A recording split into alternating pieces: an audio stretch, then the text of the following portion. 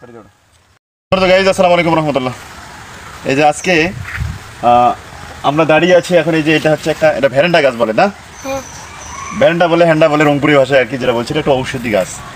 দাঁতের মাড়ির যদি সমস্যা হয় এটা কিন্তু অনেকাংশে নিরাময় হয় যদি এটা দিয়ে আমি দাঁত ব্রাশ করা যায় এগুলো দিয়ে।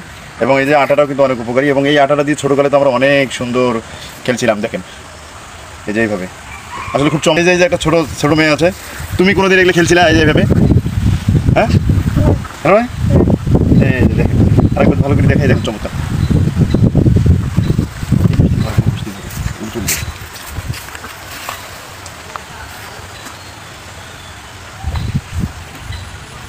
ওয়াও, এই দিক দেখান, যখন উড়ে যাবে দেখাবেন, এটা থেকে ইয়ের সময় থেকে আস্তে আস্তে ঘুরে যাবেন ক্যামেরা। ওয়াও চমৎকার।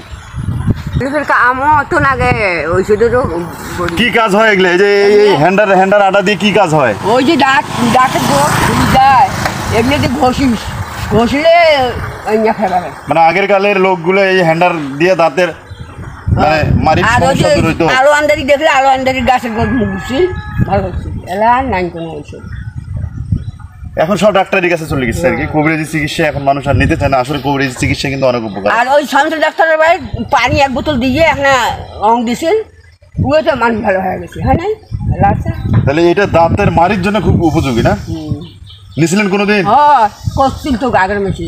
ফির ওই যে দাঁত এখনো আছে? ঠিক আছে। আর কোন কোন ওই যে দুটো না গেছে দাঁত ঠিক আছে আপনার?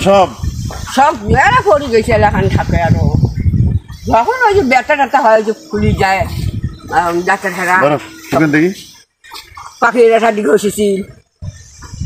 আর তোর কাছে ঘুরনু গাড়ি হাতে নাই বাড়ি।